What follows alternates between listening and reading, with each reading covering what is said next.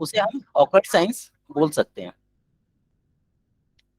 इनमें बहुत सारे सब्जेक्ट्स आते हैं, जैसे एस्ट्रोलॉजी है, न्यूमरोलॉजी है, राइस प्रिडिक्शन है, माइंड रीडिंग है, हिप्नोसिस है।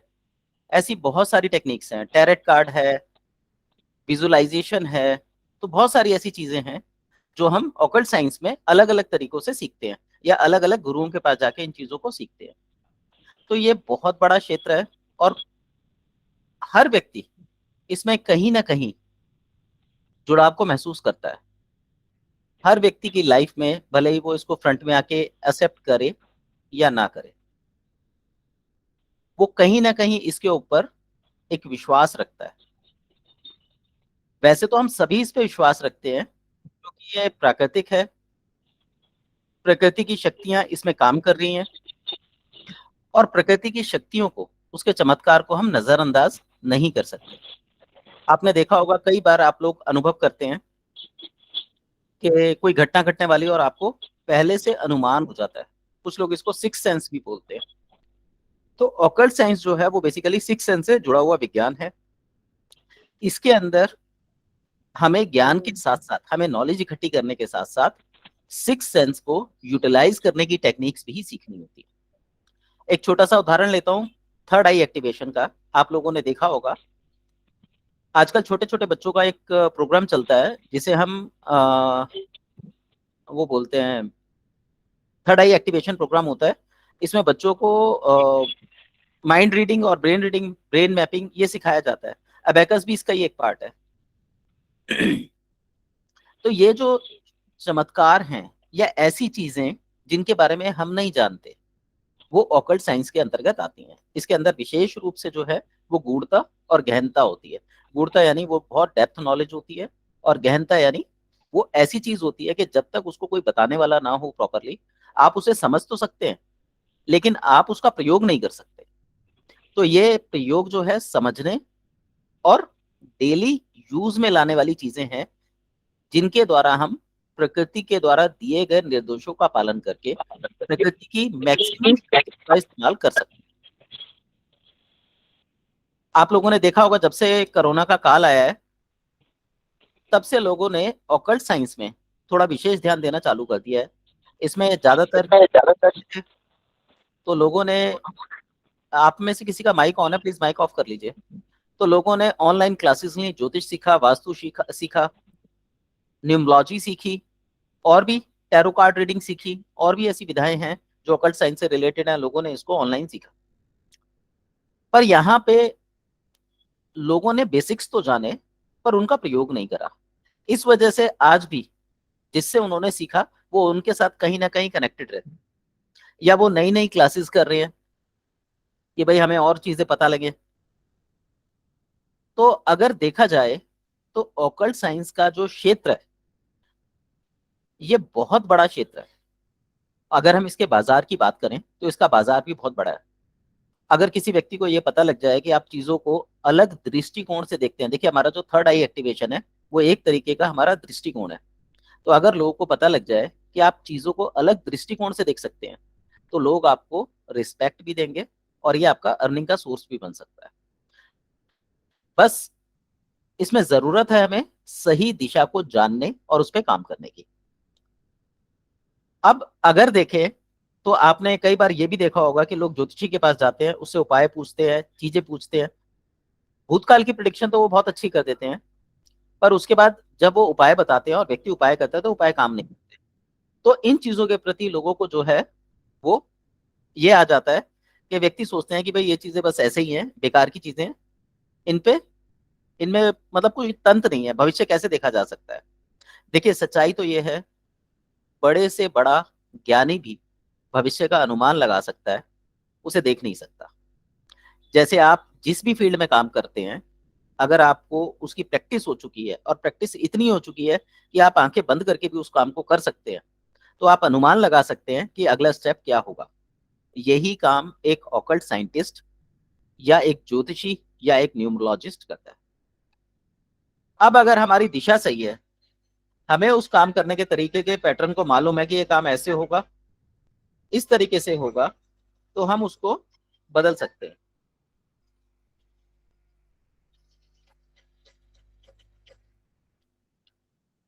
बदल सकते हैं, उसे देख सकते हैं, उसे समझ सकते हैं, उससे मार्गदर्शन ले सकते हैं।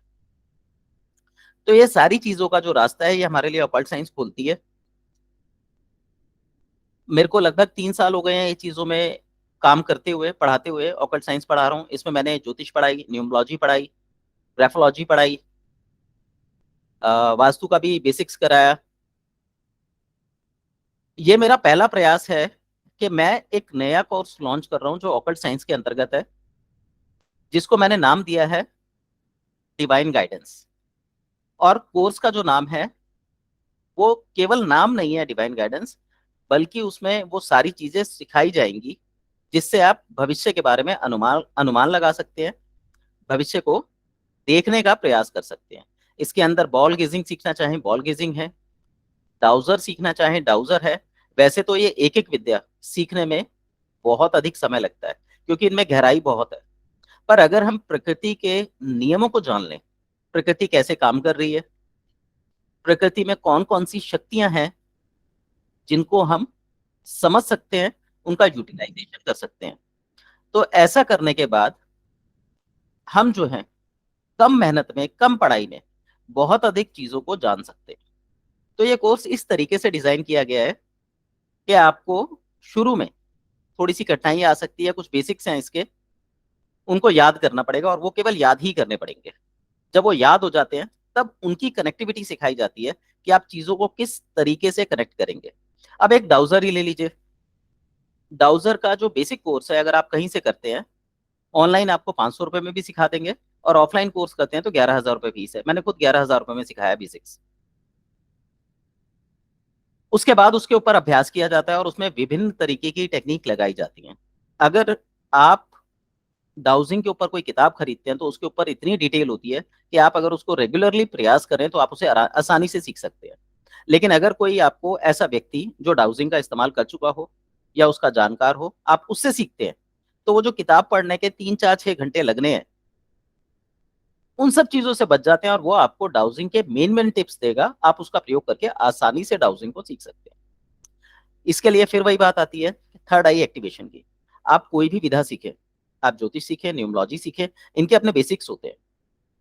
पर इन बेसिक्स के साथ साथ यदि आप अपना थर्ड आई एक्टिवेट करते हैं, तो इन चीजों में आपकी जो कैलकुलेशन है लगभग 10 गुना तक बढ़ जाती है। यहाँ अगर मैं ऑकल्ट साइंस के अपॉर्चुनिटीज की बात करूं, बाजार की बात करूं, तो ये बहुत तेजी से बढ़ता हुआ बाजार है। जितनी ज्यादा आबादी होगी, जितने ज्यादा लोग काम धंधों को लेके या दूसरी चीजों को लेके परेशान रहेंगे, आप उनकी मदद कर सकते हैं, इनसे पैसा भी कमा सकते हैं, और सेवा करना चाहें तो सेवा भी कर सकते हैं।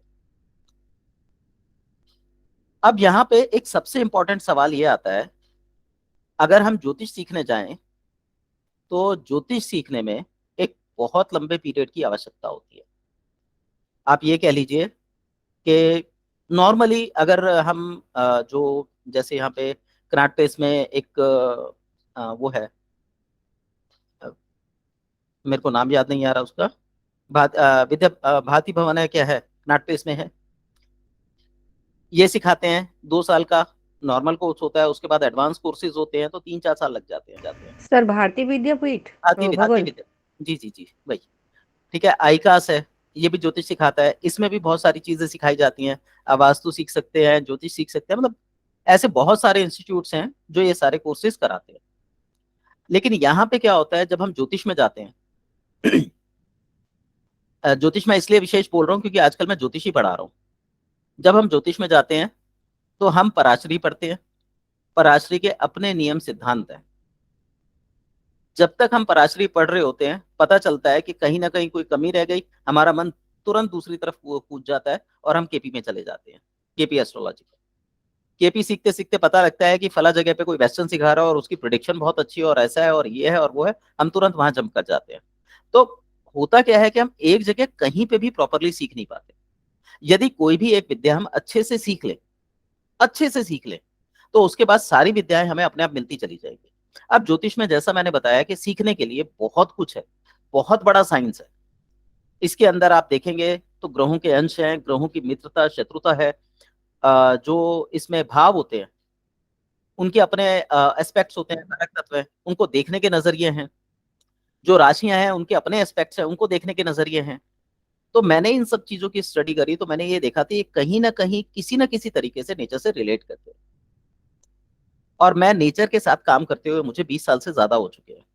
मैं पेशे से एक नेचुरोपैथिस्ट हूँ, और नेचुरोपैथी के अंदर मैंने विशेष रूप से प्रकृति को जिया है।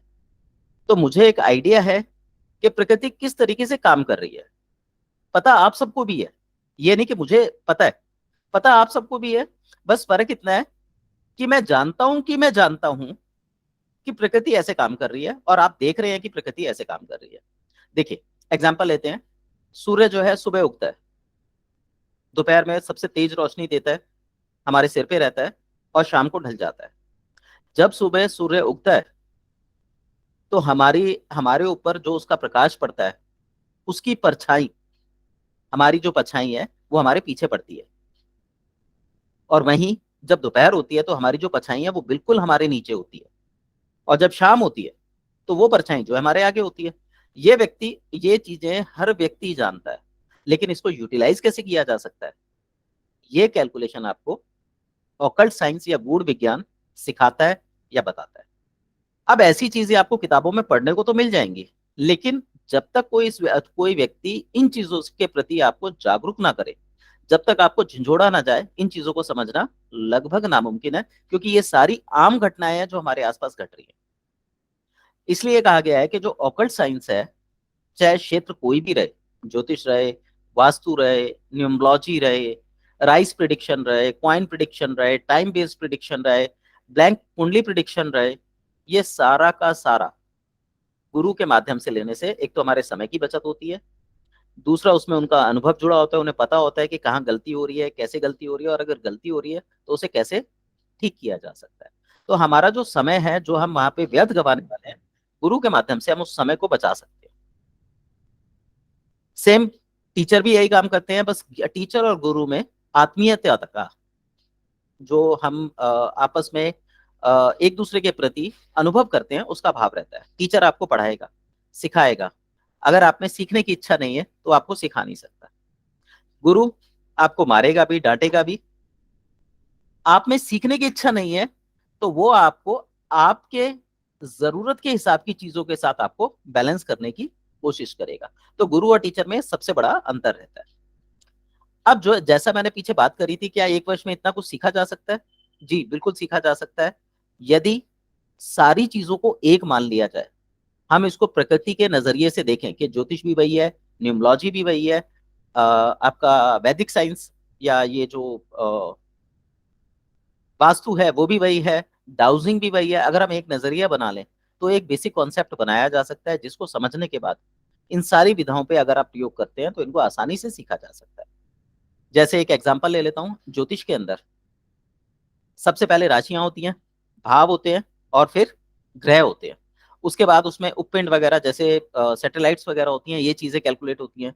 कुछ लोग इसमें नक्षत्र को जोड़ लेते हैं, कुछ लोग इससे न्यूमरोलॉजी बना लेते हैं, अंकों में ढाल के इसको। न्यूमरोलॉजी के अंदर अंक होते हैं, कुछ लोग इसको ग्रहों की तुलना में ले लेते हैं। तो अगर आप देखेंगे तो ये सारी चीजें कहीं ना कहीं एक दूसरे से कनेक्टेड है। अगर किसी व्यक्ति को न्यूमरोलॉजी के ये पता है कि ये 1 2 3 4 नंबर ग्रहों को इंडिकेट कर रहे हैं और ये ग्रह ये रिजल्ट देते हैं, तो आसानी से उसको कैलकुलेट किया जा सकता है। इसी तरीके से अगर किसी को ये पता हो कि व्यक्ति इस तरीके से, इस भाव से, या इस राशि से, या इस समय से कनेक्टेड है, तो उसकी सोच, उसका पैटर्न क्या हो सकता है, हम आसानी से अनुमान लगा सकते हैं। तो अगर हम एक बेसिक पैटर्न बनाए या बेसिक पैटर्न को समझें और वो बेसिक कॉन्सेप्ट हमें बिल्कुल क्लियर हो, तो उसके बाद ये जो भी विधा है, मैं भी आपको नाम बताऊंगा, वो सारी विधाएं आप आसानी से सीख सकते हैं। आज तक, अभी तक अगर आप देखेंगे तो किसी ने भी इस तरीके के कोर्स को डिजाइन नहीं किया। अगर कोई एस्ट्रोलॉजी पढ़ा रहा है तो एस्ट्रोलॉजी पढ़ा रहा है, लाल किताब पढ़ा रहा है तो लाल किताब पढ़ा रहा है, केपी पढ़ा रहा है तो केपी पढ़ा रहा है। ये मेरा पहला प्रयास है, जिसमें मैंने लगभग 27 के करीब कोर्स डाले हैं, जिनको एक बेसिक कॉन्सेप्ट के थ्रू आसानी से समझा जा सकता है। और सबसे खास बात यह है, जैसा अभी चंचल जी ने कहा था कि मेरा जो पढ़ाने का जो तरीका है वो बिल्कुल थोड़ा सा डिफरेंस है। मैं आपको ये नहीं कहूंगा किताब उठाओ पढ़ लो, हाँ मैं ये जरूर कहूंगा किताब उठाओ पढ़ लो, नॉलेज ले लो, लेकिन जब प्रैक्टिकल की बात आती है तो अपने दिमाग का इस्तेमाल करो, और वो कैसे इस्तेमाल किया जाता है वो मैं सिखाऊं। आप अगर जैसे ये सब सीखना चाहते हैं, पहले आप बेसिक्स को जानना चाहते हैं, तो यूट्यूब चैनल पर मेरे ज्योतिष के ऊपर, न्यूमरोलॉजी के ऊपर और वास्तु के ऊपर कोर्सेज हैं, वो सारे फ्री हैं। आप यूट्यूब पे चैनल पे जाइए, मेरे चैनल का नाम दिनेश धनगर है, आप वहां से उनको फ्री में सीख सकते हैं। उसके अलावा जैसा मैंने बताया, मैं एक नेचुरोपैथिस्ट हूँ, तो नेचुरोपैथी से संबंधित, एक्यूप्रेशर से संबंधित बहुत सारे कोर्सेज मैंने उस पर डाले हुए हैं, लगभग 200 के आसपास उस पर वीडियोज। तो अगर आप लोग इस चीज में इंटरेस्टेड हैं तो ये आप लोगों के लिए एक बहुत अच्छा मौका है ऑकल्ट साइंस को जानने और समझने का। इसके अंदर जो कोर्सेज डाले गए हैं वो है Vedic jyotish, astronumerology, medical astrology, Pythagorean numerology, Vedic numerology, Chaldean numerology, Lo Shu grid, mobile numerology, time based numerology, name correction, blank chart prediction. हालांकि वो इसमें लिखा नहीं है। ब्लैंक चार्ट में क्या होता है, हम सिर्फ कुंडली का बाहरी खाका तैयार करते हैं, उसमें कोई ग्रह कोई राशि नहीं होती, उसके अकॉर्डिंग प्रिडिक्शन की जाती है। नंबर्स के ऊपर, ग्राफोलॉजी के नंबर्स किस तरीके से काम करते हैं, वो हमारे साथ कैसे तालमेल बैठाती है, वास्तु के बेसिक्स क्या हैं, डाउजिंग, सिग्नेचर एनालिसिस, इसमें ये बताया जाता है कि एक व्यक्ति के लिखने का पैटर्न क्या होता है और वो ऐसे शब्दों का चयन क्यों करता है, तो उसकी मानसिक स्थिति कैसी होगी। इसके लिए इसमें सबसे इंपॉर्टेंट जो कोर्स है वो है इन्वायरमेंटल हेल्प, कि हम किस तरीके से प्रकृति के सहयोग से चीजों को जानते समझते हैं। ऐसे ही 3 बॉडीज एंड पंचतत्व है, ये मेरा बेसिक कॉन्सेप्ट है जो मैं चिकित्सा और ज्योतिष, ऑकल्ट साइंस दोनों में प्रयोग करता हूँ। उसका रीजन है, हमारे ग्रंथों में हर जगह ये लिखा है कि मनुष्य का निर्माण 3 शरीर के मिलने से बनता है।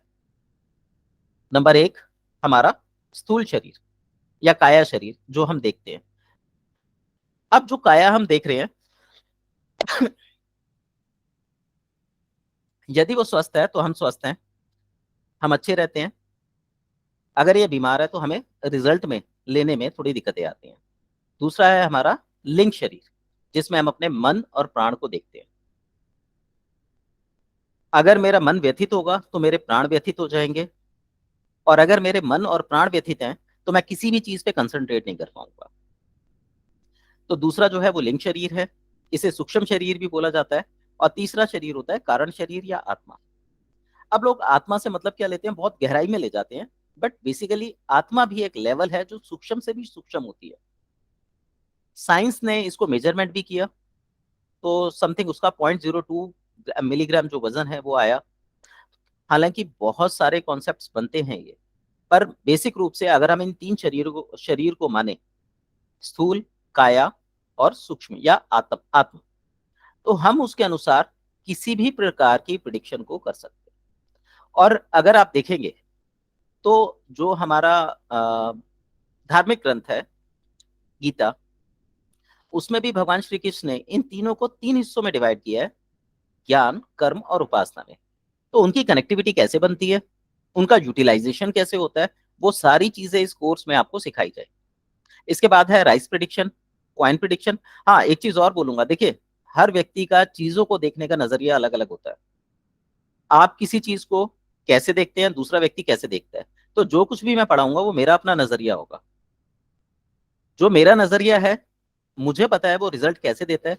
अगर वो मुझे रिजल्ट दे सकता है तो आपको भी रिजल्ट दे सकता है। जब आप पढ़ेंगे सीखेंगे तो आप भी उन्हीं चीजों से वैसे ही रिजल्ट ले पाएंगे जैसा मैं लेना चाहता हूँ। बस यहाँ पे जब आप में से सीखने में इंटरेस्टेड हो तो दो बातों का, एक बात का विशेष ध्यान रखिएगा, आपको क्लियर करना है कि आप पैसा कमाने के लिए इस विद्या को सीखना चाहते हैं या आप सेवा के लिए इस विद्या को सीखना चाहते हैं, क्योंकि दोनों के पैटर्न बिल्कुल अलग है, पाथ अलग अलग है।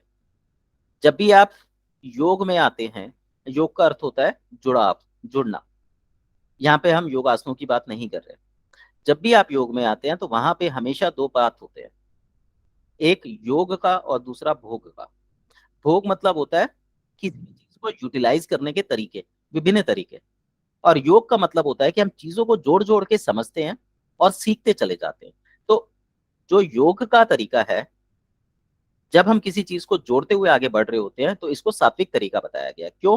क्योंकि इससे हमारी आत्मा की ग्रोथ होती है, हमारे अंदर स्पिरिचुअलिटी आती है। और जो भोग की बात है वो हमें मेटलिस्टिक वर्ल्ड की तरफ ले जाता है और हमें ये सिखाता है कि चीजों का इस्तेमाल हम कैसे करें कि हमारा भी बुरा ना हो और सामने वाले का भी भला हो जाए, हमें भी लाभ मिले और सामने वाले को भी लाभ मिले।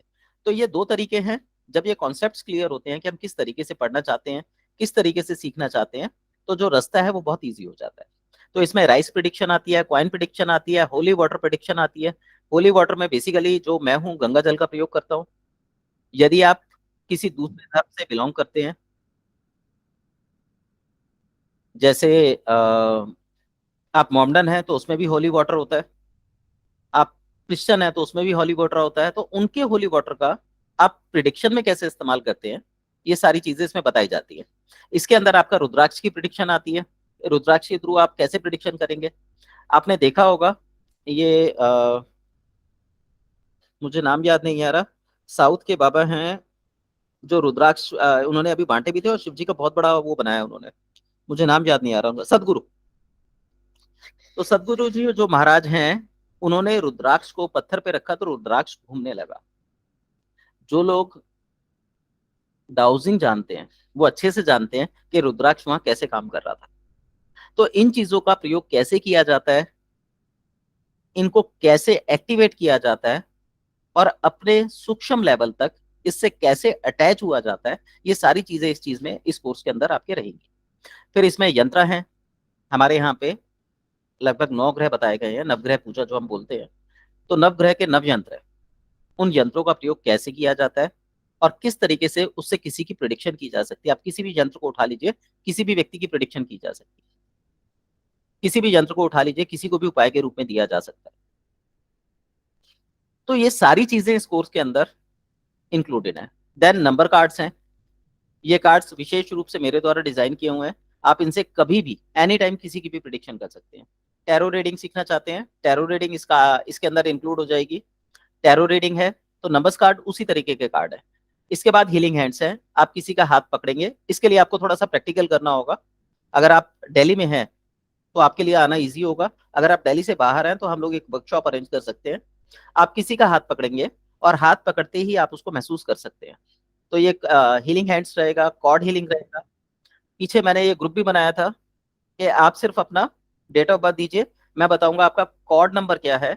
और जब हम कॉर्ड कनेक्टिविटी को समझ जाते हैं कि हमारी चेतना विश्वव्यापी चेतना से किस प्रकार मिली हुई है, तो हम उससे मन चाहे रिजल्ट ले सकते हैं। तो कॉर्ड हीलिंग का कोर्स है। इसके अंदर बार हीलिंग है, बार हीलिंग होती है हम किसी को भी, जो व्यक्ति मानसिक तनाव में है, चीजों को समझ नहीं पा रहा है, थर्ड आई डिस्टर्ब्ड है, उसको कैसे हील किया जाता है, हार्ट चक्र डिस्टर्ब है कैसे हील किया जाता है, वो इसके अंदर रहता है। हालांकि बार हीलिंग एक थेरेपेटिक कोर्स होता है, ईएफटी एक थेरेपेटिक कोर्स होता है, पर इन चीजों का इस्तेमाल भी डिवाइन गाइडेंस कोर्स के दौरान किया जा सकता है। आप किसी को जागृत करने के लिए आसानी से कर सकते हैं।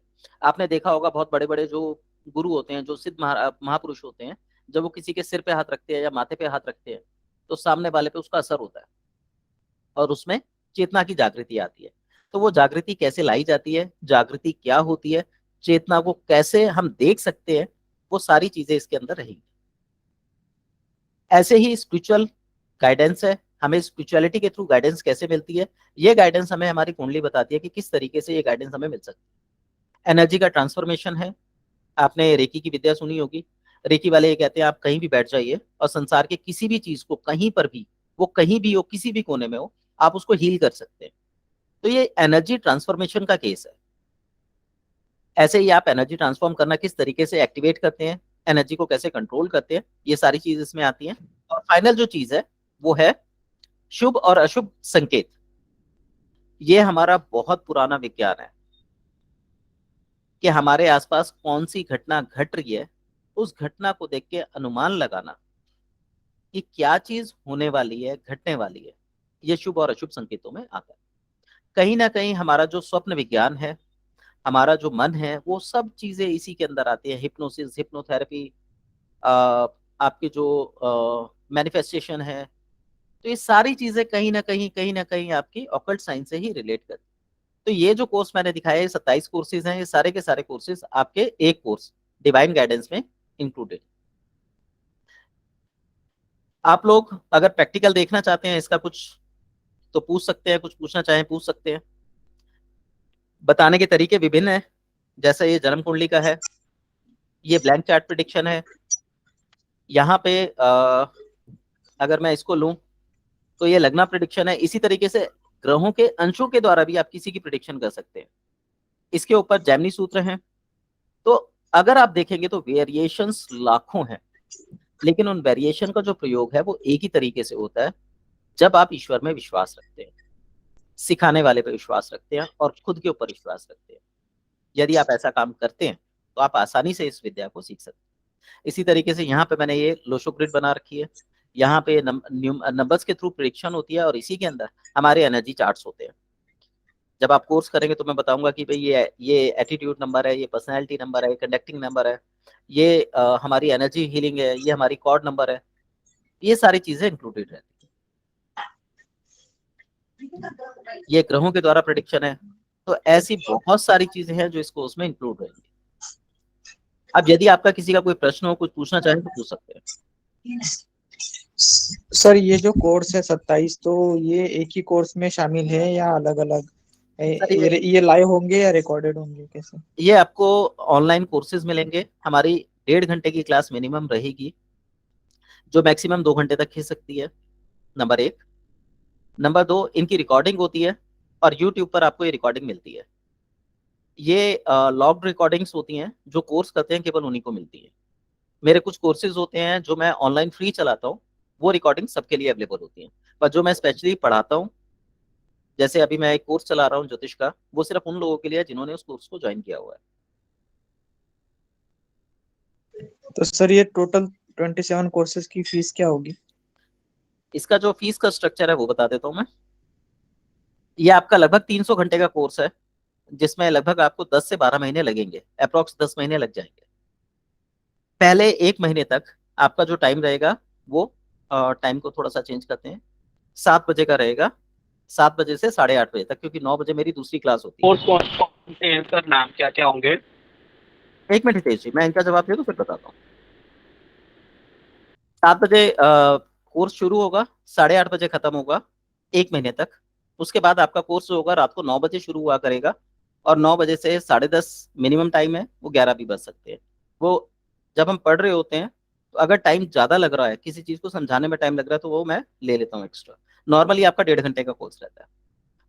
ठीक है। इसके बाद जो चार्जेस हैं, जो मेरे से कनेक्टेड हैं किसी भी कोर्स में, उन सबके लिए 15% का डिस्काउंट है, और जिन लोगों ने मुझसे न्यूमरोलॉजी और एस्ट्रोलॉजी सीखी हुई है उन लोगों के लिए 30% का कोर्स डिस्काउंट है। इसके बाद जो है आपकी कोर्स फीस 35,000 है, जिसमें आप 3500 रुपये महीना फीस जमा करा सकते हैं अगर मंथली का कोर्स करना चाहे। लमसम जमा कराते हैं तो 30,000 फीस है। इसी तरीके से अगर आप 5 फरवरी से पहले यानी संडे से पहले कोर्स लेते हैं, अगर आप लमसम फीस दे रहे हैं तो 3,000 रुपये है। सॉरी, अगर आप मंथली फीस दे रहे हैं तो 3,000 रुपये है, और अगर आप लमसम दे रहे हैं तो 20,000 का कोर्स है। जो डिस्काउंट बताए हैं वो डिस्काउंट एज पर रहेंगे। इसके अलावा कुछ सामान है जो मैं देता हूँ।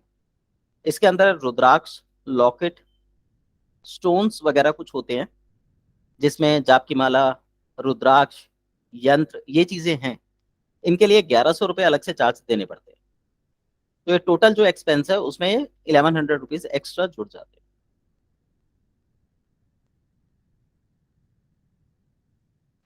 हैं। जी sir, thank you very much. हैं। हितेश जी, आप कुछ पूछ रहे थे? सर ये जो आप 27 कोर्सेज बोल रहे थे, उनके कुछ बेसिक्स नाम, जैसे आपने चावल वगैरह बताया, उसके अलावा कौन कौन से कोर्सेज एडेड हैं 27 में? ये कोर्सेज एडेड है। Vedic jyotish, astronomology, medical astrology, Pythagorean numerology, Vedic numerology, Chaldean numerology, Lo Shu grid, mobile numerology, time based numerology. इसमें एक चीज और ऐड ऑन कर लीजिए, ये आपका ब्लैंक चार्ट प्रिडिक्शन, और एक कर लीजिए डाउजिंग। ओके। डाउजिंग इसमें लिखा हुआ है, ठीक है। टाइम बेस्ड न्यूमरोलॉजी है, नेम करेक्शन है, ग्राफोलॉजी ऑफ नंबर्स है, वास्तु है, डाउजिंग है, सिग्नेचर एनालिसिस है, एनवायरमेंटल हेल्प है। जो हमारा पहले 2-3 महीने रहते हैं उसमें हम एनवायरमेंटल हेल्प और 3 बॉडीज एंड पंचतत्व को रीड करते हैं। ये वो कॉन्सेप्ट है जो आपको ये सारी चीजें समझाने में मदद करेगा। उसके बाद राइस ओके। प्रिडिक्शन है, कॉइन प्रिडिक्शन है, होली वाटर प्रिडिक्शन है, यंत्र है, 9 यंत्र हैं, जो हमारे 9 ग्रह हैं, उनके 9 यंत्र हैं, उनके यूजेस हैं, उनसे ओके प्रिडिक्शन कैसे करेंगे वो है, यानी कंप्लीट कोर्स है ये। उसके बाद नंबर्स कार्ड है, ये कार्ड आपको उसी जो मैंने 1100 रुपये बताए हैं उसी कार्ड किट में मिलते हैं, नंबर कार्ड।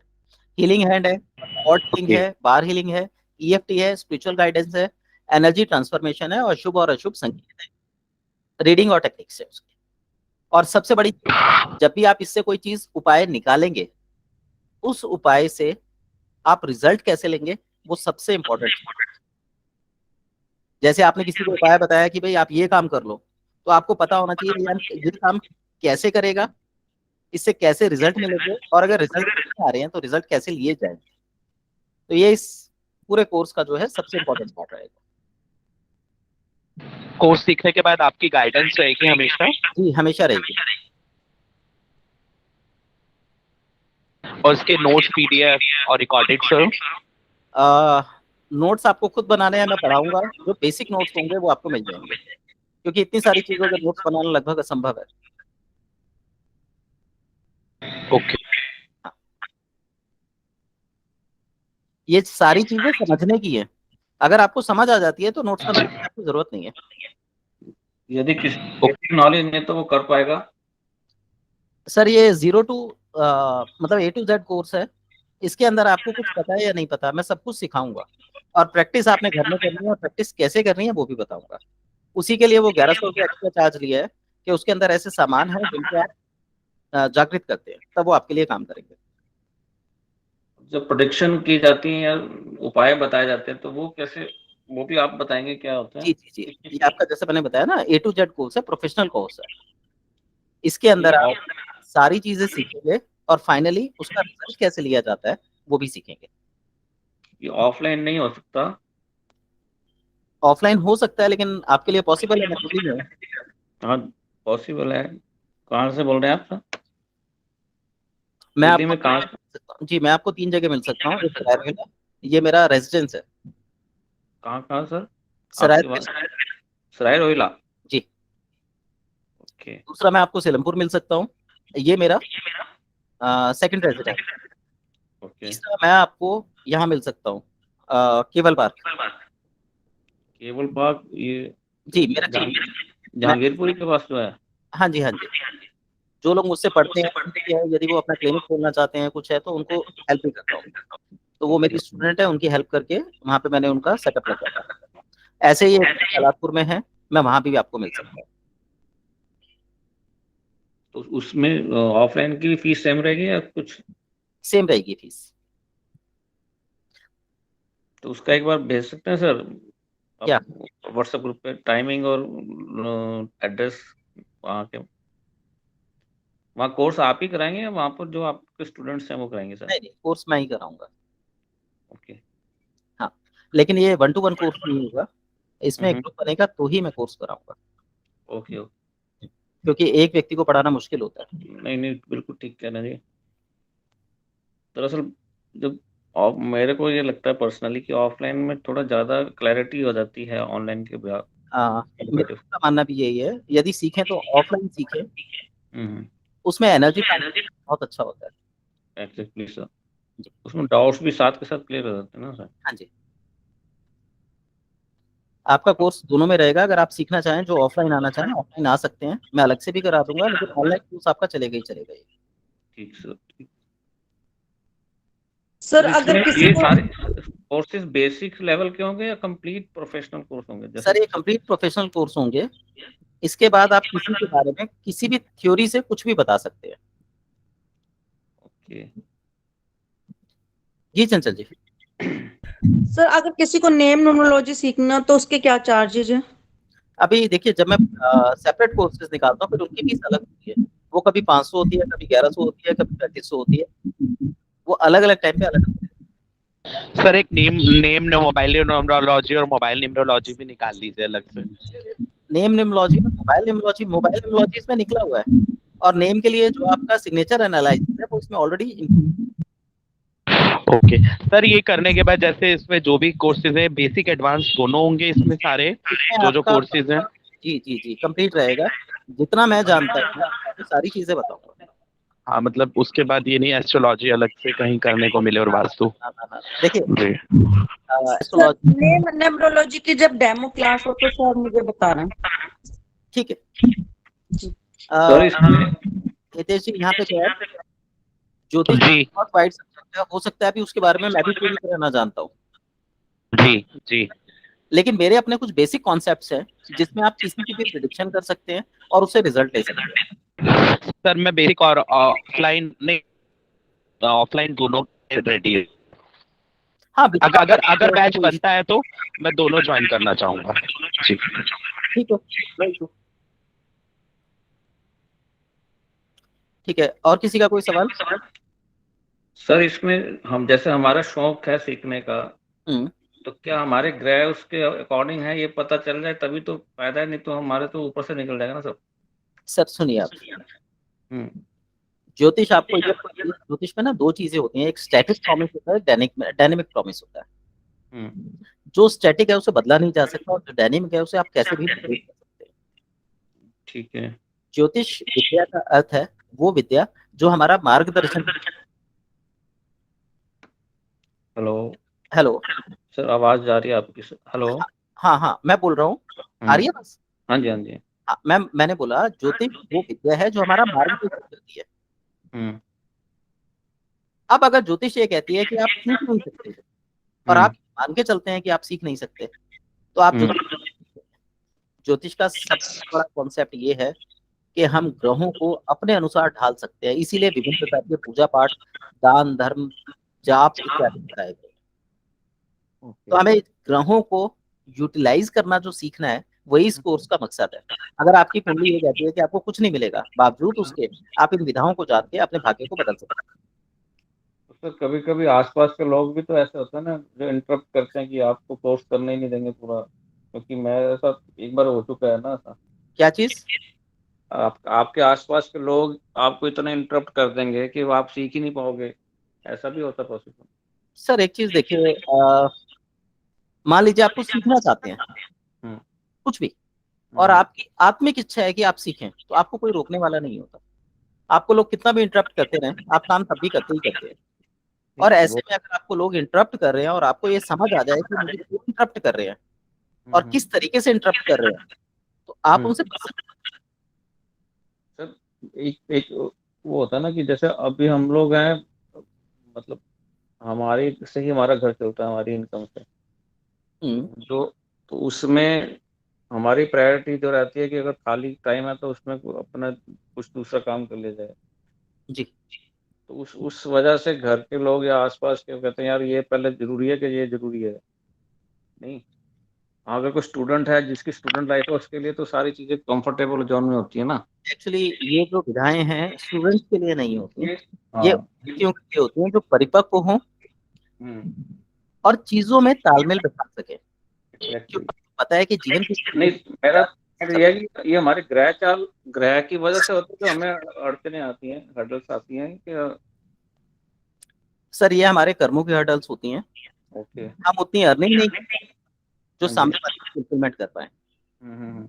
अगर आप सामने वाले की फुलफिलमेंट कर देते हैं तो उससे आपको कोई मतलब नहीं है, फिर वो चाहे आपके पत्नी हो या बच्चे हो, बच्चे हर कोई किसी से किसी ना किसी कारण से जुड़ा हुआ है। बाहर रहते हैं। वो कारण का कारण हमें मालूम हो तो हम हम्म उसको बदलने की क्षमता रखते हैं, और वो आपको मालूम तभी होगा जब आपका लेफ्ट और राइट ब्रेन दोनों बैलेंसिंग अवस्था में काम कर रहा होगा, जिसको एक्चुअली हम मिड ब्रेन एक्टिवेशन बोलते हैं, या आप ये कह सकते हैं कि थर्ड आई एक्टिवेशन। ओके। लोग इसके सही यूटिलाइजेशन को करते हैं, इसको यूटिलाइज भी करते हैं, रिजल्ट भी देते हैं, पर उसका जो एक्चुअल, सर इसमें हमारा मिड ब्रेन एक्टिवेशन भी ऐड है। हितेश जी बिना मिड ब्रेन एक्टिवेशन के तो आप ये सब चीजें सीख ही नहीं सकते।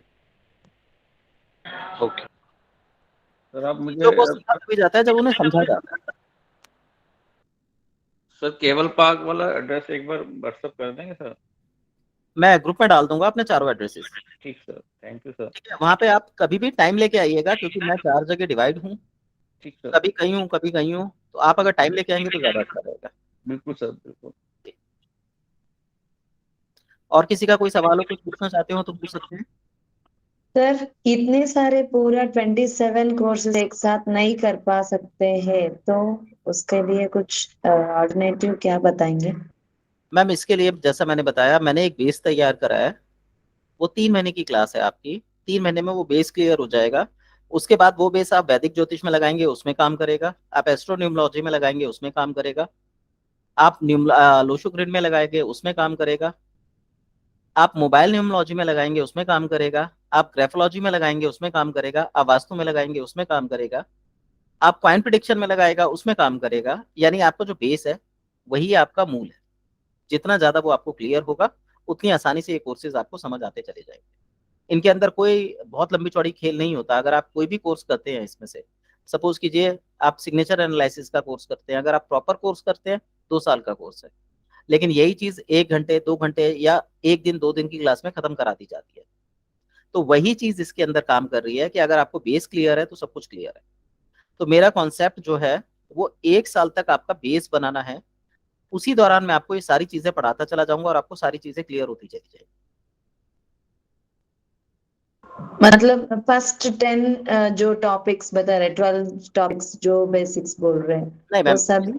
बेसिक्स इसमें नहीं है, बेसिक्स अलग से होते हैं। ये अच्छा, ओके जो ओके। आप सीखेंगे, बेसिक सीखने के बाद आप इन सब चीजों को समझ पाएंगे और इनका प्रयोग कर पाएंगे। Okay okay. और वो 3 महीने का कैसे फीस स्ट्रक्चर कैसे रहता है सर? मैम फीस स्ट्रक्चर जो है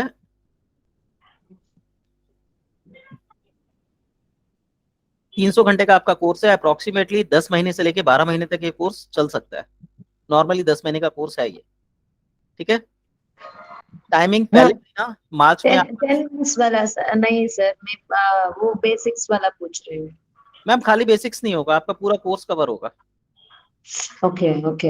हाँ, टाइमिंग जो नहीं, है फिलहाल फिलहाल तो 10 months नहीं हो पा सकता है, इसीलिए मैं सोच रही हूँ कुछ और सोल्यूशन हो सकता है तो। मैम बेसिक्स आप सीख के भी उसको कुछ नहीं समझ पाएंगे, उसको जोड़ना तो मैं ही सिखाऊंगा आपको बाद में। ओके अगर आप ओके सर। बेसिक्स समझ भी लिए, सुन भी लिए और वो बेसिक्स की डिटेल आपके पास आ भी गई, तो आप उसका प्रयोग कैसे करेंगे?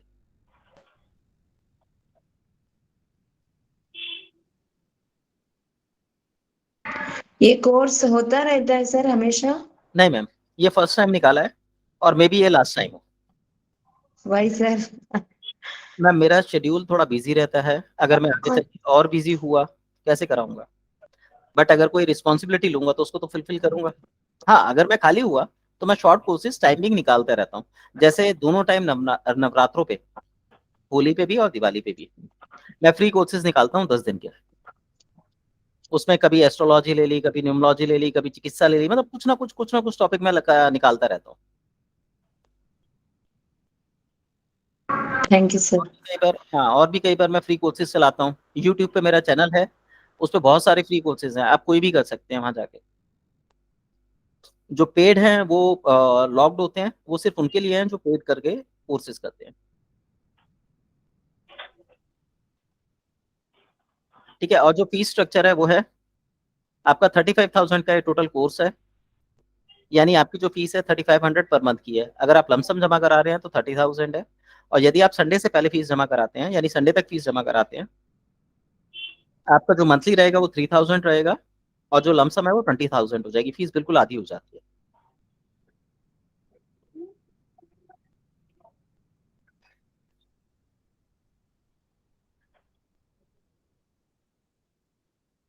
सर और कोई कुछ? नमस्कार। नमस्कार जी। सर कैसे हैं? मैं डॉक्टर मलकानी बोल रहा हूँ, करावल नगर से। जी, जी। नमस्कार सर, बहुत बढ़िया। आप कैसे हैं? बस काफी दिनों बाद आज आपकी आवाज़ सुनने का मौका मिला, बड़ा अच्छा लगा। मैंने सर कहा आपकी कृपा चलो। है आपकी। और घर परिवार में सब ठीक हैं? सब बढ़िया सर, सब बढ़िया। अच्छा, आइए कभी सर इधर भी। जी सर, बिल्कुल आएंगे। सर जी जी। Okay sir, okay, thank you. Welcome sir. नमस्कार। अच्छा जी। जी, और किसी का कोई सवाल हो, कुछ पूछना चाहते हो तो पूछ लीजिए। इसमें हमारा जैसे आप करवाएंगे,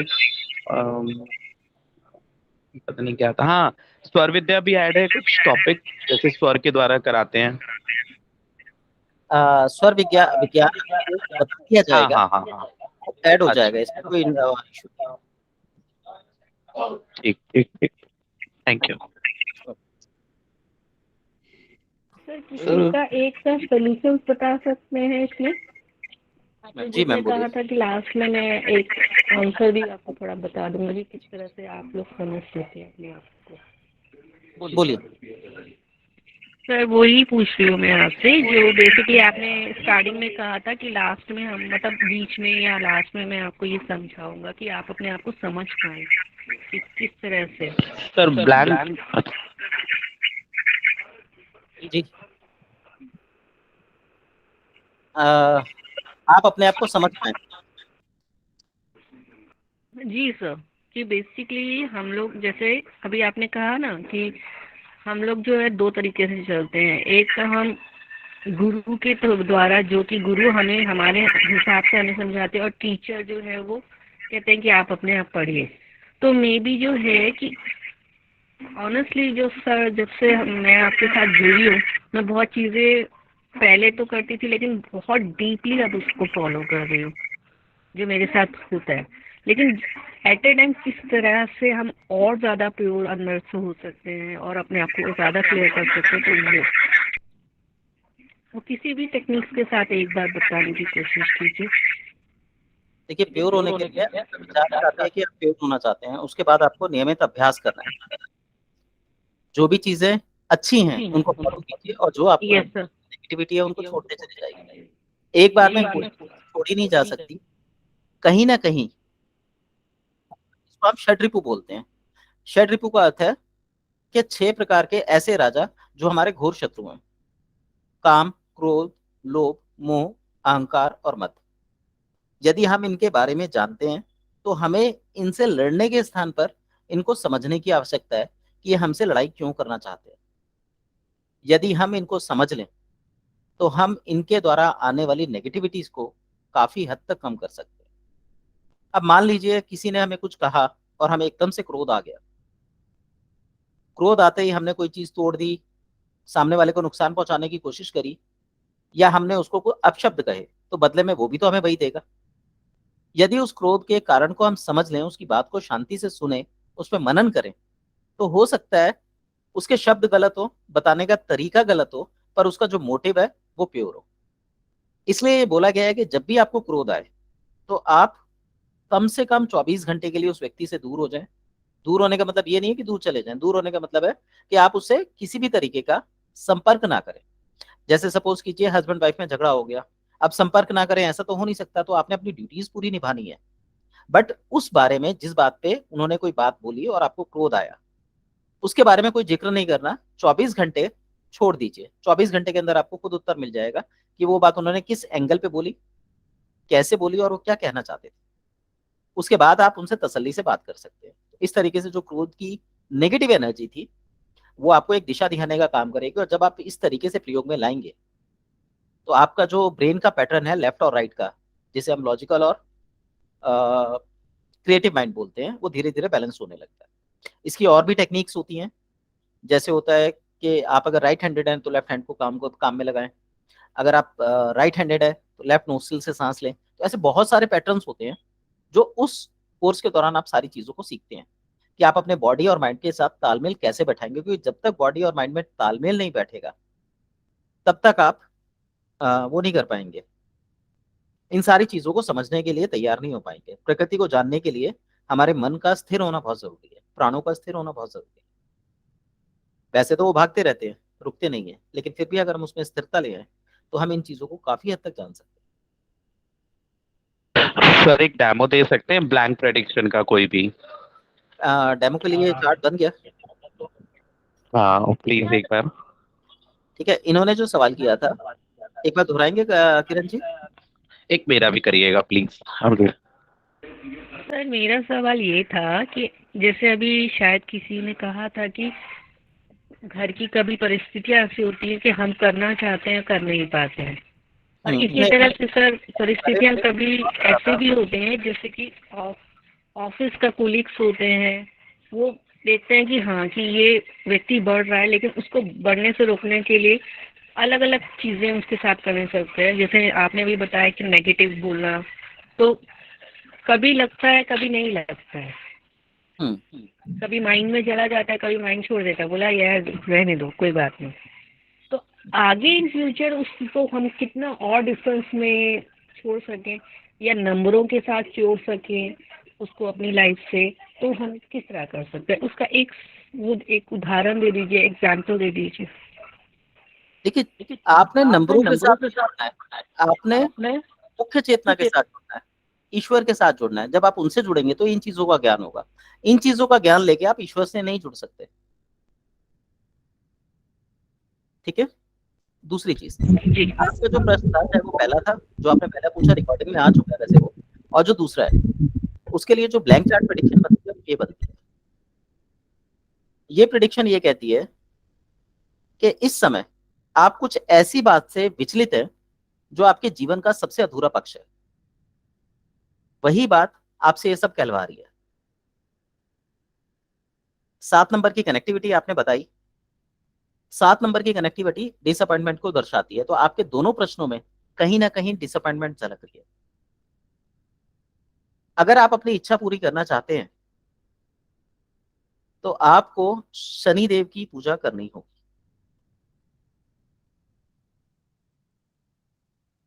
सर डिसअपॉइंटमेंट ठीक है। Planet- और शनि देव के लिए भी एक चीज बोलूंगा। हाँ जी बोलिए। सर डिसअपॉइंटमेंट का प्लेनेट शनि है सर, जो वो प्रॉब्लम देते हैं। जी, शनि आपका डिसअपॉइंटमेंट का प्लेनेट है, लेकिन डिले करता है, चीज जरूर देता है, इसलिए हमने शनि को लिया जी। और ये ब्लैंक चार्ट में नंबर समझ आ गया मैंने कौन सा लिया है? ये एक्चुअली में से एस्ट्रोलॉजी सीख रही है चंचल जी, तो ये वो कर रही हैं, बस थोड़े मेरी टेक्निक चेंज हो जाती है यहाँ पर बताते हुए। यहाँ पे मैं दूसरी चीज ये बता रहा था, आपको शनि को जब आप शनिदेव की पूजा करेंगे तो घर से दूर जाके करेंगे। जितना दूर जाके पूजा करेंगे आपका मनचाहा रिजल्ट पाने के उतने ज्यादा चांसेस आपको बढ़ जाएंगे, और ये आपके जीवन का वो पक्ष होगा जो अभी तक खाली रहा। जी सर। ठीक है, ये फुलफिल होगा।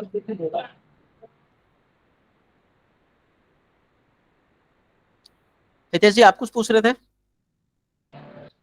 जी, इस साल जो मुकाम चाहिए वो मतलब जो सोचा है उसका कुछ रास्ता दिखेगा या नहीं?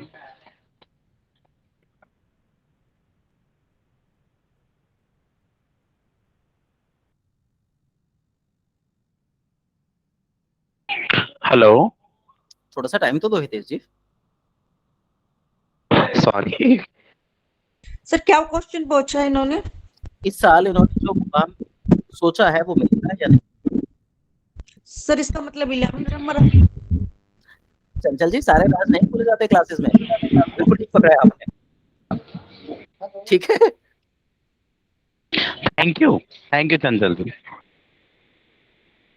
आपने बिल्कुल ठीक पकड़ा है, बट कभी भी डेमो क्लास में ऐसी बातें नहीं की जाती। जो लोग ऑलरेडी इस फील्ड को जानते हैं वो हमारी टेक्निक से आराम से समझ सकते हैं कि हम किस टेक्निक पे काम कर रहे हैं। सर एक्चुअली सर ये मेथड भी आप सिखा देना ना, क्या बोलना है क्या नहीं। चलिए ठीक है।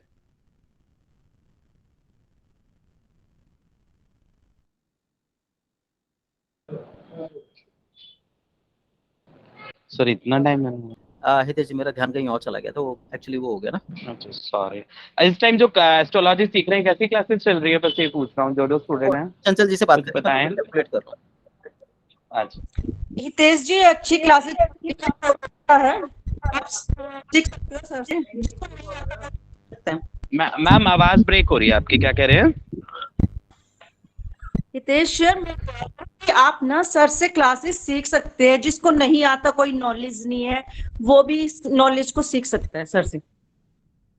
नहीं, मैंने ये नहीं पूछा सर से सीख सकता हूँ, मैंने कहा कैसा चल रहा है और क्या लग रहा है इसमें पॉजिटिव। अच्छा लग रहा है। हितेश जी जी जी जी। आपकी बुद्धि जो है इस समय पैसा कमाने के लिए तैयार हो रही है, और आपका जो मोटिव है, जो पक्ष है, वो कहीं ना कहीं पैसे से रिलेटेड है। जय अम्बे जी। ठीक है, आप इस चीज की प्राप्ति करना चाहते हैं, इस साल भाग्य आपके साथ है। यदि आप मेहनत करते हैं, इस दिशा में काम करते हैं, तो इस साल के अंत तक आपको बहुत अच्छे और बहुत पॉजिटिव रिजल्ट मिल जाएंगे। आपका मेरी तरफ से कहीं की भी एक टिकट पक्की। हाँ जी, इंडिया की पक्का आपका मेरा टूर।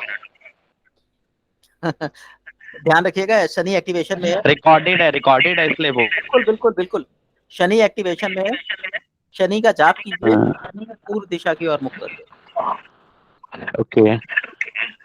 अगर आपने शनिदेव को मना लिया तो जो आपने मुझसे प्रश्न किया है उसका उत्तर यही होगा विद इन ईयर। आपको लास्ट के 3 मंथ का रिजल्ट दिखाई देगा, बहुत पॉजिटिव और अच्छे रिजल्ट मिलेंगे यदि आप ईमानदारी से मेहनत करते हैं। फोन जी। करो पापा। एक एक एक ये हमारी दीदी है, बस इनका क्वेश्चन बोल दो कोई भी। क्या है क्वेश्चन? आप अरे बोलो ना जल्दी से, बच्चे के लिए बोल दो। क्या बोलो? कोई भी क्वेश्चन पूछो, क्वेश्चन तो पूछो क्या बोलो? बच्ची के लिए। आगे उसके लिए हाँ बोलो। हेलो दिनेश जी। हाँ जी, दिनेश जी, ये जो ब्लैंक चार्ट में जो प्रोडिक्शन आप कर रहे हैं वो अकॉर्डिंग टू द नेम होती है या क्या होता है उसके पीछे का लॉजिक? सर ये बेसिकली ज्योतिष की एक टेक्निक है जिसका प्रयोग आजकल लोग नहीं करते। तो सर इसमें भैया एक कौन क्वेश्चन से घर पे जाके जैसे आपने हेलो? लेना था उसमें रखा? सर वो कोर्स के दौरान आपको बताया जाएगा। हाँ जी बोलिए।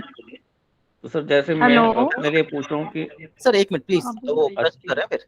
हाँ जी, हेलो? हाँ जी बोलिए। हाँ जी सर, हाँ जी, मुझे अपनी बेटी के बारे में पूछना था कि आगे उसका फ्यूचर कैसे है। हेलो? ये सवाल का जवाब आप नहीं मांगे तो अच्छा है। हमें फ्यूचर जानने की कोशिश तब करनी चाहिए जब कोई दिक्कत आती है। मतलब अभी तो जैसे स्टडी करी है तो आगे क्या, मतलब मुझे समझ नहीं आ रही, कंफ्यूज हूँ कि आगे क्या करे वो, इस वजह से ना। ठीक है, ओके। चल रहा है 100% रिजल्ट, बिना डेट ऑफ बर्थ।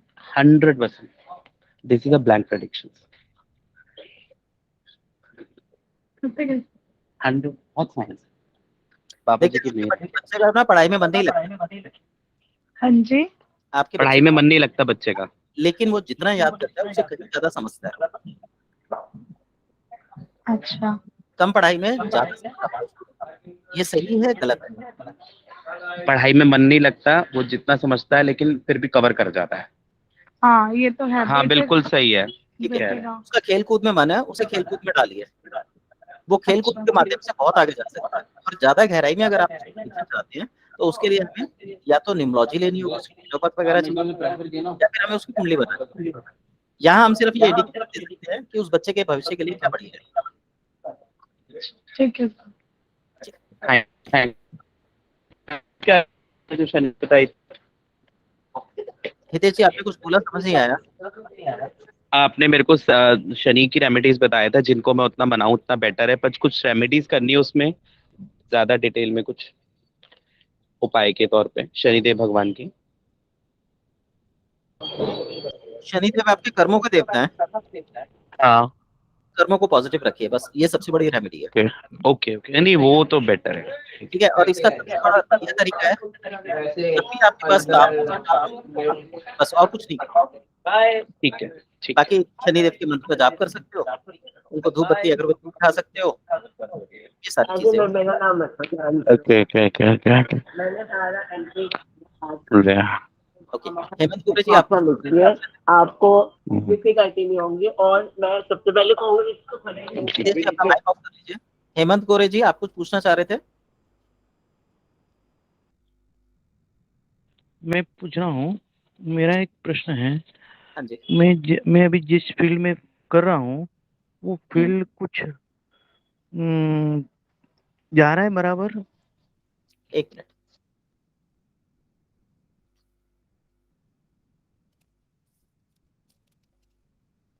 कि फायदा होगा नहीं होगा? 2 मिनट मुझे टाइम दीजिए। जी जी।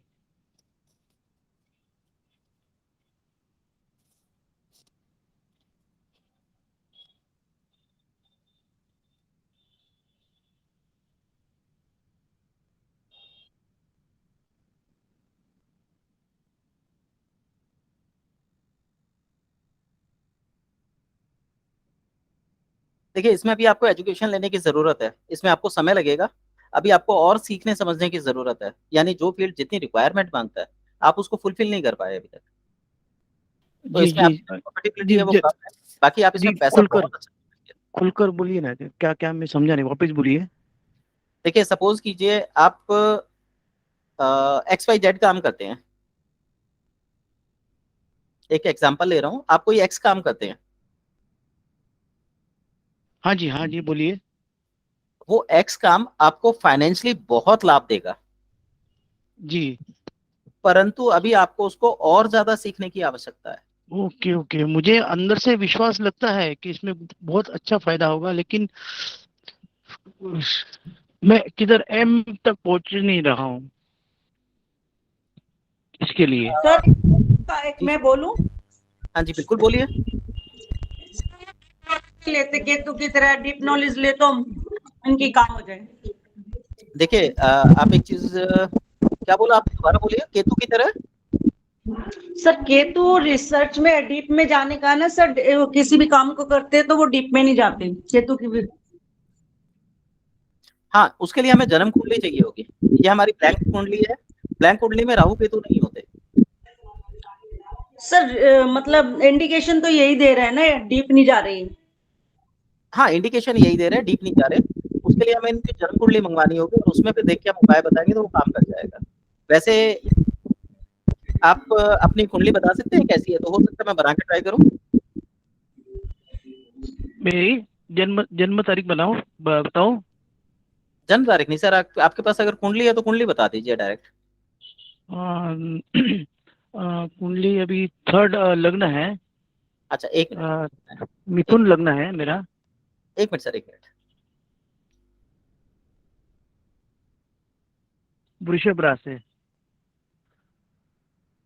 सर मिथुन लग्न है, वृषभ राशि है। जी।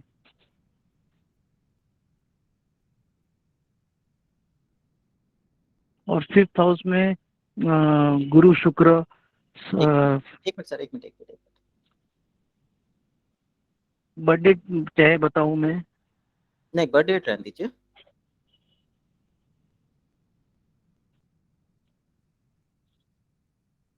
आपने फिफ्थ हाउस में किसको बताया?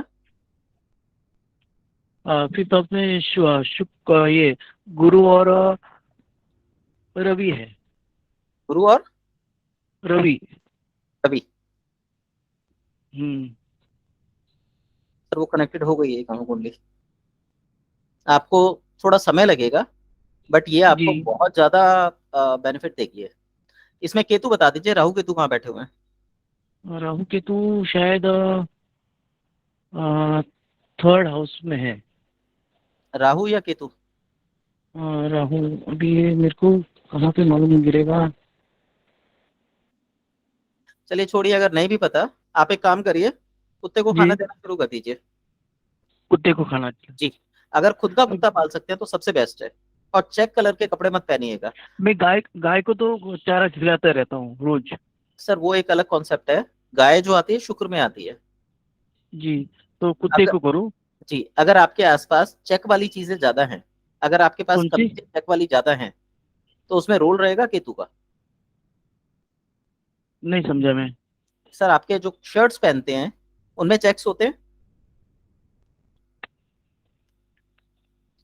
आवाज नहीं सुन पा रहा हूँ।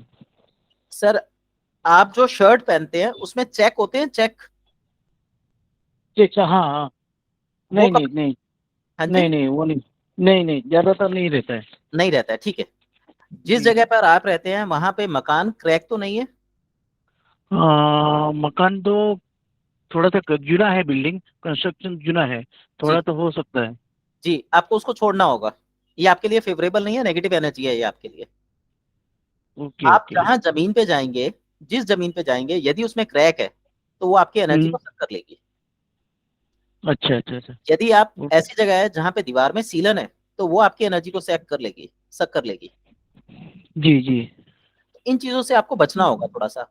और आप जहां अच्छा। रहते होंगे या जहां आसपास की जगह होगी वहां हम्म पर कबूतर नहीं आते। हम्म। एक होता है कबूतर आते हैं और एक होता है नहीं आते, तो वो अगर कबूतर हम्म। नहीं आते वो आपकी एनर्जी को सक कर लेंगे। तो आपको अपने आसपास कबूतरों को रखना है, जमीन। रखना है। बिल्कुल बिल्कुल बिल्कुल बिल्कुल। जी। ओके। ठीक है, चीजें और बदलेंगी, मेरा आप कबूतर को जो सप्त धान्य होता है वो डाल सकते हैं। अच्छा अच्छा अच्छा, ओके ओके। और मुझे पैर का बहुत हमेशा नी प्रॉब्लम चालू रहता है, बहुत, अभी भी फिलहाल चल रहा है, बहुत तकलीफ होती रहती है, कुछ ना आ, कुछ अमुक एक दिन में चालू ही रहता है। ओके मेरा कंस्ट्रक्शन फील्ड है, साइट सुपरवाइजर हूँ। सर, वो आपके बटन अपने आप टूट तो नहीं जाते कमीज के? नहीं नहीं। बटन ठीक है? हाँ जी। ओके। दूसरा, आपके सीनियर आपसे नाराज तो नहीं है या आपको हाँ, वो डांटते? तो बहुत डांटते रहते हैं मेरे ऊपर। वो ऐसा देखा जाए तो जलते हैं मेरे ऊपर, जलने वाले बहुत है, क्योंकि मैं सीधा रास्ता चलता हूँ, कुछ चोरी चपाटा नहीं करता हूँ और सीधा चलता हूँ, तो मेरे ऊपर सबकी नजर रहती है। सर आपने क्या पकड़ा सन?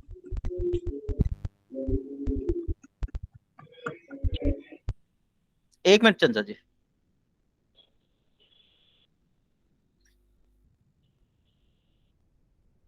मेरे ऊपर उसका ज्यादा गुस्सा रहता है हमेशा। ओके, यहाँ पे आपने क्या करना है, जब आप घर से निकले जी। तो घर में ज्योति जला के निकला कीजिए। हाँ, मेरे घर में मैं खुद अखंड दिया रखता हूँ। मेरे गुरुजी ने कहा था कि अखंड दिया रखना, तो ठीक है, मैं अखंड दिया रखता हमेशा रहता है, ठीक है।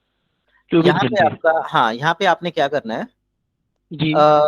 आपके घर से आपका ऑफिस कितनी दूर है और आप कैसे जाते हैं? मैं ट्रेन से, by train, local train. By train जाते हैं? जी। आपकी कुंडली में शुक्र की प्लेसमेंट क्या है? शुक्र मेरे ख्याल से 6th हाउस में है शायद। शायद 6 में। 6, हाँ 6th हाउस में। अच्छा,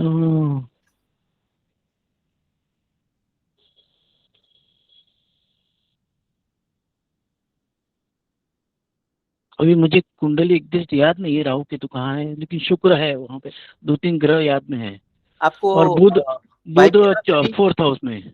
जी। अच्छा, वाइफ की तरफ से पीड़ा मिलती है? नहीं नहीं, वो तो मुझे बहुत संभालती है, बहुत बहुत संभाल। बोले तो बहुत। ओके।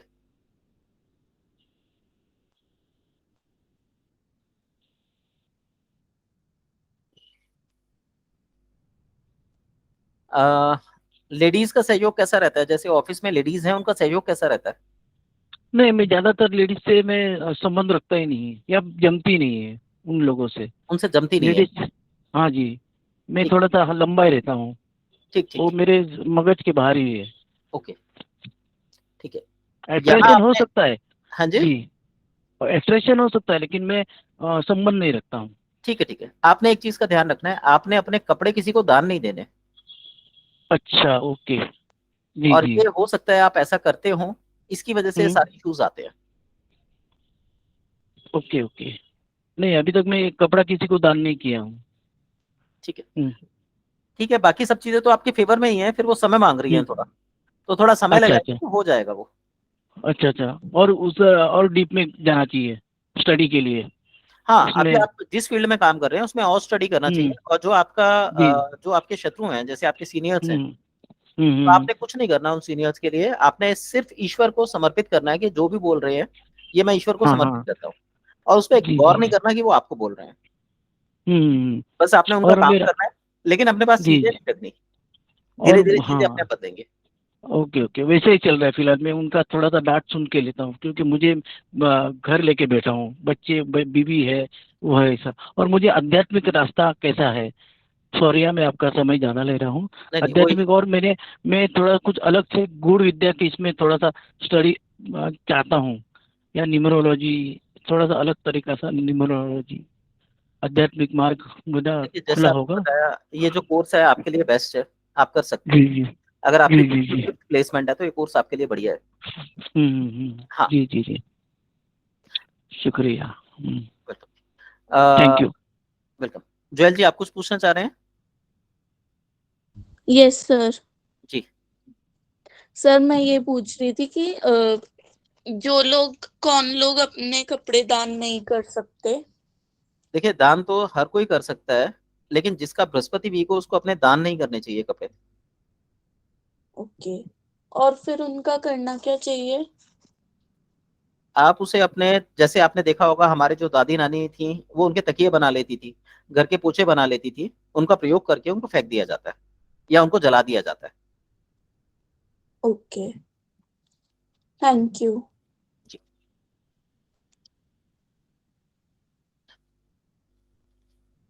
चलिए 9:30 बज गए। किसी का कोई लास्ट प्रश्न हो पूछना चाहें तो पूछ सकते हैं, नहीं तो हम क्लास ओवर करते हैं। सर सबको दिए डेमो, एक मुझे भी दे दो सर, मेरे नेम की प्रेडिक्शन। ठीक है, मैं बता। जी सर। अंकल को जरूर बताइए सर, ये बहुत इंटरेस्टेड है। सॉरी जगदीश जी, क्या कहा आपने? चंचल को जरूर बताइए, ये सबसे इंटेलिजेंट स्टूडेंट है हमारी क्लास की। हाँ जी हाँ जी, बिल्कुल बिल्कुल। चंचल जी, आपका जो प्रॉपर नाम है वो चंचल ही है या इससे बचपन का नाम कुछ और था? सर बचपन आपका आवाज नहीं आई। सर बचपन में नहीं, आवाज नहीं आ रही। बचपन में नहीं समझ आ रहा मुझे,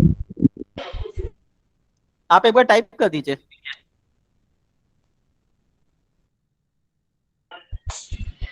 हेलो सर, अब आवाज आ रही है? हाँ जी। सर बचपन में डब्बू बोलते थे, डब्बू। डब्बू? हाँ यस सर। और स्कूल का नाम क्या था? सर चंचली। ठीक।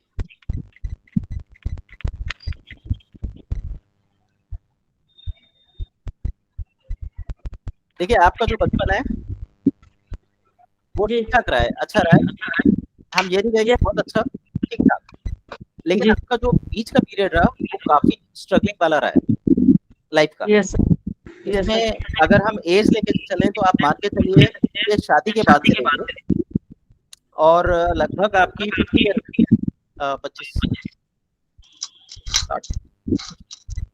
लगभग 50-52 साल का समय जो है आपका स्ट्रगलिंग का रहा है। आपको यहाँ पे परेशानियां बहुत झेलनी पड़ी, लेकिन आपका जो फाइनल समय आएगा, बुढ़ापा आएगा, ये बहुत अच्छा जाएगा। जी सर, अभी तो उम्र इतनी नहीं हुई सर, अभी तो 45 47। आपकी स्ट्रगलिंग यही 5-6 साल की और है, मे भी आपके बच्चे बड़े हों और शादी का टाइम हो, उसके बाद आपका सब अच्छा होगा। ठीक है, आपका चंद्रमा और शुक्र कहाँ बैठा है वो बता दीजिए कुंडली में। सर कुंडली मेरे को प्रॉपर मेरे को लगती नहीं राइट है, इसलिए मैं नेम से प्रेडिक्शन करवा रही थी सर। वैसे कुंडली में कहाँ बैठा हुआ है? 9th हाउस में। कौन, चंद्रमा या शुक्र? सर चंद्रमा। ओके, और शुक्र? सर 8th में। ये तो एक अच्छी कंडीशन नहीं है, पर ये है कि आपका राज चलेगा। जी सर। हाँ, इसके लिए आप क्या करो, आपका बेटा क्या करता है, आपके साथ रहता है अलग रहता है वो? सर साथ में रहता है, अभी पापा हाँ जी, सर साथ में ही रहता है, पापा का बिजनेस ज्वाइन किया, मतलब पापा के साथ ज्वाइन किया हुआ है। इसका एक अच्छा तरीका ये है कि जब आपके बेटे की शादी हो जी तो उनको एक अलग घर में शिफ्ट कर देना। Okay sir. ये सबसे बेस्ट उपाय रहेगा, बाकी सब आपके फेवर में होगा। जी सर। ठीक है, और फैक्ट्री जहाँ है उसके एक तरफ आप रहो और दूसरी तरफ वो रहे। सर क्या बोला आपने? फैक्ट्री के एक तरफ आप रहो और दूसरी तरफ वो रहे। जैसे मान लीजिए फैक्ट्री के बीच में एक लाइन खींच गई है, जी जी, एक तरफ आप आ गए, एक तरफ वो आ गए, जी इस तरीके से रहेंगे, बीच में कभी डिस्प्यूट नहीं। जी सर। और वो आपके फेवर में रहेगा, अच्छा रहेगा। जी सर, थैंक यू सर।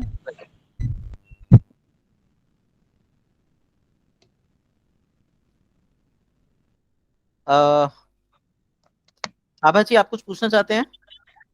नमस्ते सर। नमस्ते। हाँ जी सर, मैं ये पूछना चाहती हूँ, जैसे अभी आपने नाम को लेकर प्रिडिक्ट किया, तो ऐसे तो सर कई लोग होंगे जिनके नाम सेम होंगे और कई बार ऐसा होता है डेट ऑफ बर्थ भी सेम रहती है। सर वैसे कैसे प्रिडिक्ट करेंगे फिर? देखिए, इसमें एनर्जी ट्रांसफर है, जिसने सवाल पूछा है उसी के सवाल का उत्तर दिया जाता है। ओके, जैसे अगर नाम सेम ही जो पूछेगा उसके लिए प्रेडिक्शन अलग ही आएगी।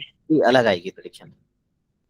ओके ओके, ठीक है सर, ठीक है। तो सर मेरे नाम के हिसाब से क्या predict करेंगे सर आप? आपके नाम का ये है कि आपकी लाइफ में सब कुछ बैलेंस्ड है और बहुत अच्छा रहा है, और इससे दूसरे लोगों को फायदा बहुत मिलेगा। यानी आप दूसरों को रास्ता दिखाने के लिए, प्रकाश देने के लिए। पर सर मुझे तो अभी तक ऐसा लगा नहीं है कि मैंने किसी को गाइड किया, कुछ ऐसा किया हो। बताइए, आप ट्यूशंस वगैरह पढ़ाए हैं? सर ट्यूशंस तो नहीं लिए हैं सर। बच्चों को वैसे पढ़ाया हो कि बाहर पीछे बैठे आ जाओ पढ़ा दूं मैं? नहीं सर, वैसा भी नहीं हुआ है। आपके मन में कभी इस तरीके के सवाल आए कि मैं सर मेरे मन में ऐसा था कि ट्यूशन मैं ले सकती हूँ, बट वो हो नहीं पाया। स्कूल में जॉब करी हुई है सर। आप फीस लेते थे वहां पे, सैलरी लेते थे? हाँ जी सर। सैलरी का क्या करते थे, घर में खर्च किया या क्या किया? सर सैलरी तो मैं जस्ट टोकन, मतलब ऐसा नहीं, मैंने कभी बार्गेन नहीं किया या नेगोशिएट नहीं किया सैलरी के लिए कभी भी। एंड जो मिलता था सर वो मैं खर्च ही कर देती थी।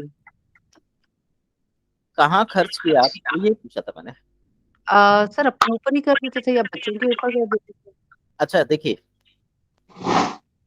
जब भी कोई व्यक्ति काम करता है, सैलरी के लिए काम करता है, हाँ जी। आपने पहली चीज बोली कि मैंने सैलरी के लिए काम नहीं करा। हाँ जी। इसका मतलब कहीं ना कहीं आपने लोगों को उनकी जरूरत के हिसाब से दिया। बस जी आपका वो दृष्टिकोण नहीं है। और सैलरी मिली वो आपने अपने में लगाई है, उसे आपने लग्जरी में खर्च नहीं करा। इसको आप टैली कर सकते हैं। पुण्य में हो भी सकता है सर, बट मतलब ज्यादातर तो मैंने जस्ट अपने ऊपर ही या बच्चों के ऊपर ही खर्च करा है। जैसे कपड़े ले लिए या खाने पीने में थोड़ा वो कर दिया, इस टाइप का खुला हाथ जिसको कहते हैं ना, उस हिसाब से खर्च करा। हम्म। आप इसको कनेक्ट करके देखिए, जो मैं बोल रहा हूँ वो उससे मैच कर रहा है या नहीं कर रहा है। देखने का दृष्टिकोण ही सबसे इम्पोर्टेंट होता है। ये कैलकुलेशंस और ये सब तो सिर्फ एक आपकी इंट्यूशन पावर्स हो। सर अपना पैसा तो मैं जैसे भी जॉब नहीं कर रही हूँ, बट ऐसा जरूर बर्थडे हो गया या अपना हो गया, then I always make sure कि मैं थोड़ा वो चैरिटी में दे दूं, किसी ना किसी ढंग से। वो सर वो मतलब एक पॉइंट बनाया है कि फैमिली में जैसे हम 4 लोग हैं तो हर के बर्थडे पे तो आए, मतलब मैं कुछ एक पैसा अलग से रख के उसको चैरिटी में दे देती हूँ। नीडफुल लोगों को हो गया या किसी भी ढंग से कुछ हो गया। कहीं ना कहीं वो कनेक्टिविटी वही बोला कि आप देने के लिए आए हैं। जी सर, मैं आपकी बात से सहमत हूँ, पर सर एक होता है ना कि देना होता है अपनी कमाई का, तो सर वो मेरी तो अपनी अभी तक कोई सोर्स नहीं है, एक परमानेंट सोर्स तो अभी तक बना नहीं है। यदि आपके पास कोई चीज आती है किसी भी माध्यम से आए जी। और आप उसको बांटने की इच्छा रखते हैं, तो वो देने हाँ की ही इच्छा कहलाएगी, और वो आप अपना शेयर दे रहे हैं, तो वो आपके उतना ही आपको पुण्य देगी जितना कि बाकी चीजों के लिए बताया गया है। अब नेचुरल सी बात है, अगर आप हाउस वाइफ हैं, जी। ऐसे केस में हस्बैंड की सैलरी में से अगर आप कुछ दान कर रहे हैं, तो हस्बैंड की सैलरी का अंश हस्बैंड को कम और आपको ज्यादा लाभ करेगा। ऐसा हमारे ग्रंथों में लिखा हुआ है। जी जी सर, हाँ सर वो मैं कर देती हूँ, मतलब ओकेजनली जैसा अभी बताया वो मैं कर देती हूँ। तो आपका जो नाम है वो आपको ये दिखा रहा है कि आप देने में विश्वास रखने वाले व्यक्ति हैं। जी जी सर। तो सर ये जो देना है, एक लास्ट क्वेश्चन सर, ये जो देना है तो कहीं कहीं ना कहीं ये अहंकार को पुष्ट करने के लिए देना है या फिर जैसे कहते हैं ना एक जेन्युइन तरीके से देना है? देखिए, इसमें अलग अलग थ्योरीज होती हैं। यहाँ पे हम ये बात करेंगे आपके अकॉर्डिंग टू आपका नाम, ये आपके लिए एक जनरल तरीके से देना है। इसमें कोई लालच नहीं है और कोई अभिपुष्टि नहीं है। जी जी आप इसमें कोई और हो तो नाम के अकॉर्डिंग उसमें अंतर दिखाई देगा। Okay sir. और सर मैं generally I always make sure कि मैं ऐसे लोगों को दूं जो मुझे जानते नहीं है, या जिनको मैंने नेक्स्ट टाइम नहीं देखना है, इस टाइप से मैं देना पसंद करती हूँ सर। दान वही होता है जिसको आपने दिया उसके बाद आप उससे दोबारा कभी ना मिले। तो सर मैंने मोस्ट ऑफ द टाइम ऐसे ही दिया 90%। दान इसी को बोलते हैं। तो मैं ठीक मतलब इसको आगे भी ऐसे ही रखूं सर, जारी रखूं, है ना? ये आपका नाम है, अगर आपको बोला भी जाएगा आप ऐसा मत करो, तब भी आप ऐसा कर पाएंगे। आपके अंदर से इच्छा होगी ऐसा करने की। हाँ, अच्छा लगता है सर उसकी बात करके। फिर जब वो अच्छा लगता है तो कहीं ना कहीं सर मुझे ऐसा लगता है कहीं मेरा अहंकार तो नहीं मैं पुष्ट कर रही हूँ इस चीज से। इससे आपका अहंकार पुष्ट नहीं होगा, क्योंकि नाम की एनर्जी आपको मिली हुई है। जी सर, ठीक है, thank you sir. Sanjay ji, आप पूछना चाह रहे हैं? संजीव जी,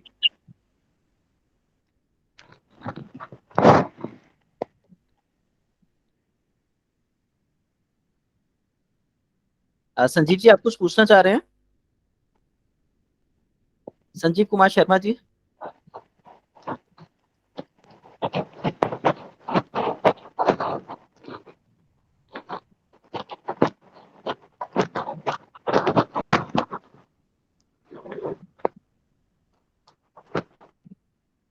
चलिए, किसी और पर कोई क्वेश्चन हो, कुछ पूछना हो तो पूछ लीजिए, देन हम क्लास ऑफ करते हैं फिर। संजीव जी तो लाइन पे नहीं है।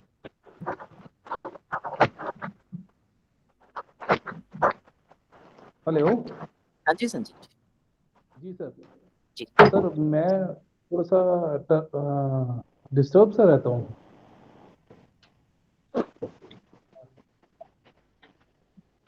और वो भी ये कि महीने में कम से कम 2-3 दिन। नहीं, 2-3 दिन, वो 2-3 दिन बता सकते हैं कौन कौन से हैं? तारीख, ऐसा डेट? तो रैंडमली हो जाता है भाई। हाँ जी, रैंडमली हो जाता है। आपकी आवाज क्लियर नहीं आ रही सर। रैंडमली हो जाता है सर ये। सर आपने नोट किया है वो शुक्ल पक्ष में होता है या पितृ पक्ष में होता है? शुक्ल पक्ष में। शुक्ल पक्ष में आप डिप्रेशन में आ जाते हैं। जी। जी। आपकी मदर की कंडीशन कैसी है? मदर तो एक्सपायर हो गई है। फादर मदर एक्सपायर हो गए। मदर कब एक्सपायर हुई? ये 4 साल हो गए। 4 साल हो गए। आपने उनकी वो कर दी, खाना निकालते हैं उनके नाम का? वो तो पहले साल भर में किया था। और अच्छा। बाकी जैसे जो ये श्राद्ध वगैरह होते हैं तो उस समय में करते हैं। चलिए, आप एक काम कीजिए, डेली उनकी तस्वीर के आगे ना घी का दीपक जलाइए। अच्छा जी। इसमें आपको काफी शांति मिलेगी। और अगर हो सके तो कुछ देर कहीं भी जैसे बहता हुई नदी हो, तालाब हो, पानी बहता हुआ हो, और अगर कुछ भी ना हो तो नलका चला के थोड़ी देर अपने पैरों को उसके नीचे रख लीजिए। या जब भी आप शाम को घर आते हैं तो अपने पैरों को ठंडे पानी से धो के देन खाना ग्रहण कीजिए। खाना मतलब उसके बाद खाइए, आपको इसमें काफी राहत मिलेगी। ठीक है, करके देखिएगा और ग्रुप में शेयर कीजिएगा इसको। ये आपको 21 दिन में रिजल्ट मिलेगा।